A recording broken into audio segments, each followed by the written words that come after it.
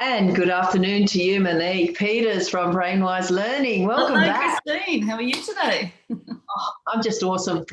Big hugs out there to the community suffering through this COVID extra lockdown. It's got to be frustrating for mums and dads and children out there, and even the teachers. Yeah, I think it's more than frustrating. I think it's a big concern for a lot of people. It's a big thing to be going through. Very stressful time for a lot of people. Yeah. So one of the questions that's come through for me to ask Monique Peters of Brainwise Learning today is, have you written the software?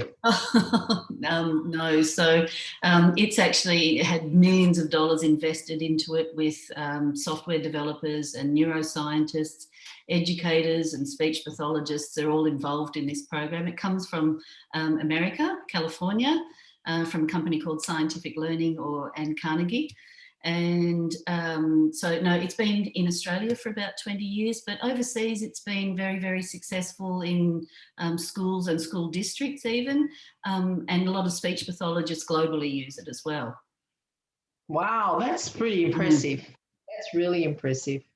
So I guess I'll have to ask a question for my viewers or our viewers out there is, can you tell us an example and maintain confidentiality for the people, but just can you share with us a success that you've had using this program or not more to the point one of your clients have had using the Brainwise program? Okay, so I might give you two examples. So the first one's a really interesting one. She was an 82-year-old lady with a hearing problem. So she was wearing a hearing aid. And she did the program to see what hearing she could get back. And she ended up getting enough to rejoin her gardening club. So she had lost a lot of confidence because she wasn't able to listen to what people were saying, but she got enough back so that she could rejoin her gardening club. So that was really, really cool. And that was very early on when I was working with a speech pathologist. Wow, for an elderly person to get the confidence to go back to gardening.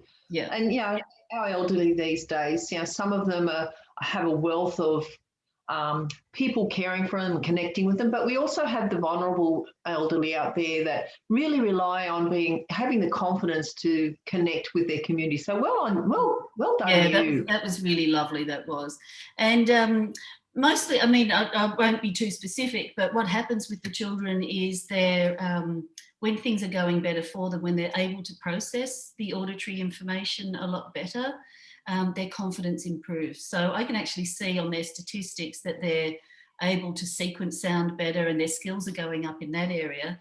But what it generally comes out to is that their confidence improves. So they will be able to listen to instruction better. Sometimes their sporting performance goes up because they're able to listen to the coach better. Sometimes it's an improvement in maths or English, or it can be a very general thing across the board. And it's really interesting to watch. It's a lot of fun, and I've seen, I probably would have supported maybe about 100 children, something like that, over the 6 years that I've been doing this now. And it's just lovely to watch and you see the parents, they get so surprised because they say, he's paying attention more, or he actually wants to read more, or my daughter's never wanted to do maths before and now she wants to. It turns out in all different ways. It's really, really fascinating. That's awesome. You caught my attention in just a tiny little piece that you just spoke about back there, and you said about statistics. And I guess that'll have to come up in another interview down the track. But I'd like to explore how you measure the improvement. So it's obviously the parents notice it, the kids notice it. I would imagine there would be grades that's noticeable. But you spoke about the dashboard and the statistics. So I've got a picture in my mind that this program can actually measure the improvement and over a period of time. So I can do a pre and post test so that they can see the measurements. But where I can particularly see is where they're struggling. And that's where the neural pathways are growing. So this program kind of adapts to them. So it finds out where their skill is not where it should be, and it holds them there until they work on it and make them pass it. So, yeah. Oh, wow. Okay, but yeah, so can you actually measure it? So now that you've spoken about it, I don't want to leave that hook hanging there. So tell us about it now. I don't know if it's actually measuring it, but what I see is when they're struggling in a particular area and they're not getting that answer right, and what the program actually holds them there until they've passed it and gotten it right. And this is, don't forget, we're talking about they might be listening to a particular frequency of speech and beeps that are in that frequency. So it's quite complicated, and I'm not sure if I can, help you to understand it here without actually showing it to you, but maybe that's more for another episode. Absolutely. I look forward to exploring that even further. Just before, just one other thing, and this is for our listeners out there. Before we came on, you spoke about the Forebrain. Oh, yes. Is that something that Forebrain? I've got one here. Awesome. So the Forebrain, I like to put the children and adults on this one afterwards. But this is an incredible device. So I don't know if you can see it there. These are actually ear conduction, bone conduction, sorry. And what I do here is it allows me, it sits on my bones, not on my actual ears. My voice is sounding very different at the moment. So to me, you can't hear it, but to me it's sounding quite different. And being able to hear your voice better allows you to adjust your speech a lot better. So a lot of performers will love using this. I use it to rehearse for my presentations and my speeches.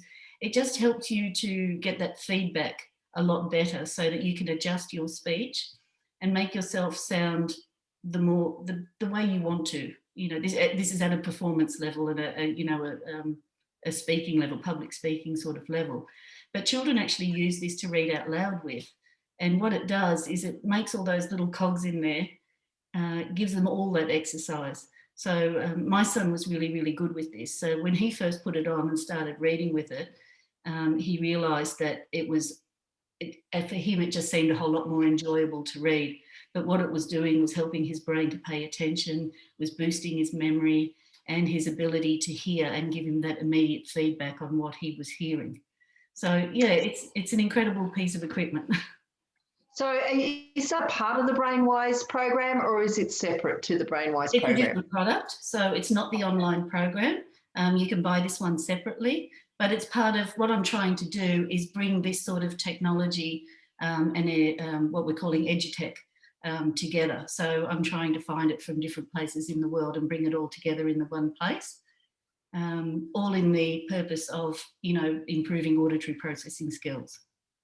Wow, what an amazing product you're having there with BrainWise Learning. And now you're telling us that you have the Forebrain as well. That's right. Pretty exciting times. So well, we're running out of time again here today, Monique. So until next time, thank you and stay tuned, listeners. And if you keep those questions coming.